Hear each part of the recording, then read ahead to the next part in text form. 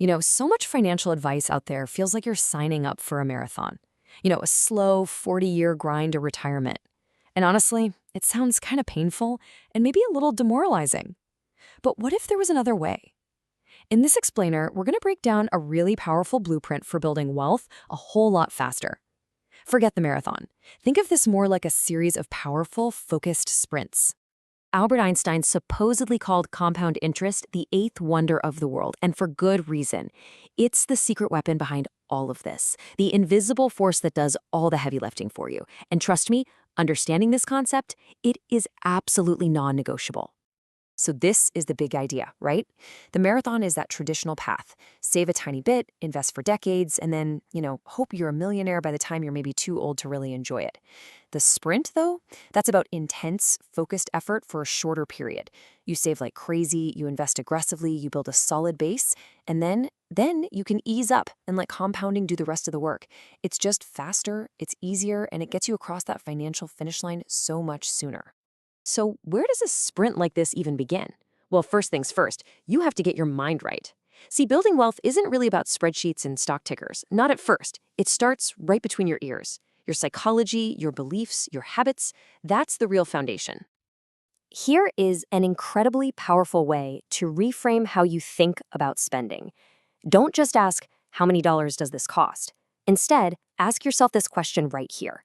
This forces you to think about the true cost of that new phone or that fancy dinner. Is it worth, say, 2 hours of your life? A full day? Maybe even a whole week? And that's the crucial point.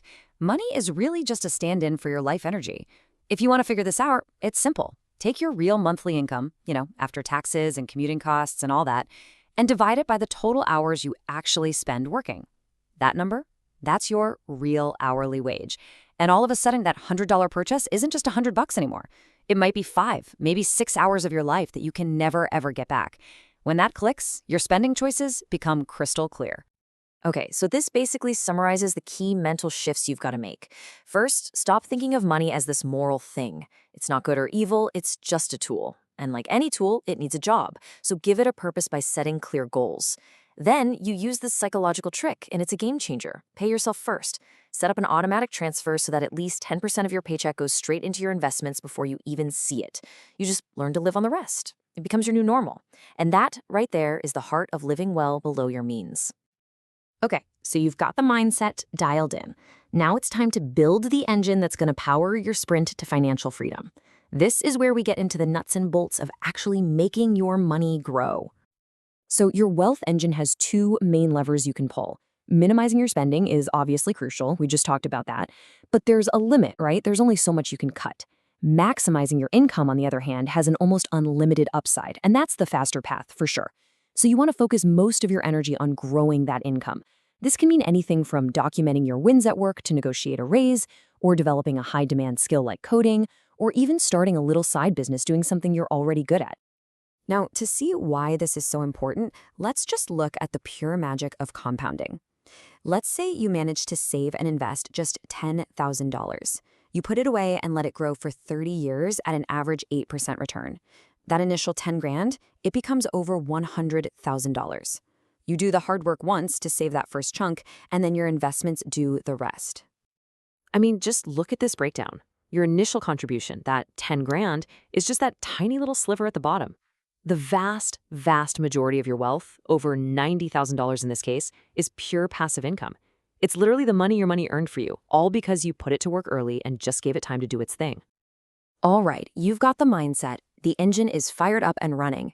Step 3 is all about making sure you don't accidentally sabotage your own progress. This means winning the big financial battles, especially when it comes to the big one, debt. This number is, well, it's genuinely shocking. If you take out a pretty typical $250,000 30-year mortgage at, say, an 8% interest rate, you will end up paying an extra $410,000 in interest alone by the time that loan is paid off. That is almost double the amount you originally borrowed. That interest is the hidden killer, and it's a massive wealth destroyer. And let me show you why. In the very first month of that loan, out of your $1,663 payment, almost all of it, $1,458, goes straight to interest. Only about $200 actually goes to paying down the money you borrowed. In the early years of a mortgage, you're pretty much just renting money from the bank.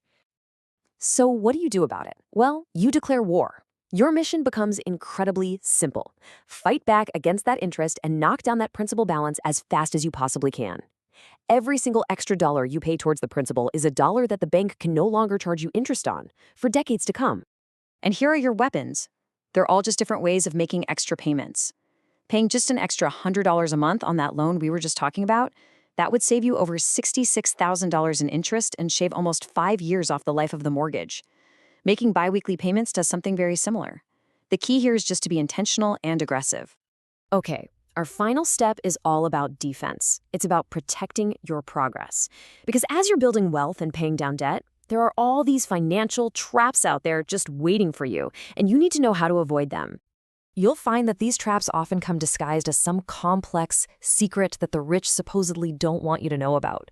They promise shortcuts, but they're built on faulty logic. A perfect example is a strategy you might have seen online called velocity banking. The promise is this really convoluted system where you use high-interest lines of credit to pay off low-interest loans like your mortgage, and it's supposed to save you money. It sounds almost magical. The reality, though, is much, much simpler.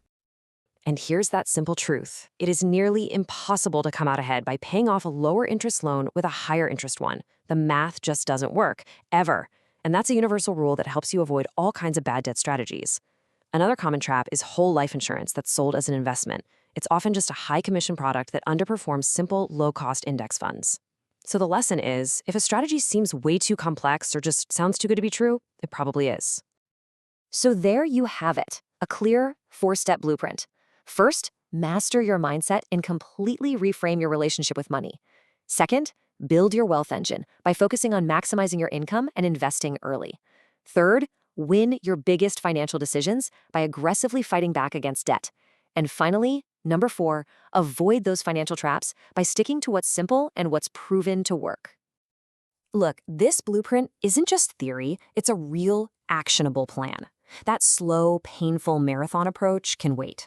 The real question is, what is the first focused sprint you're going to run to get ahead?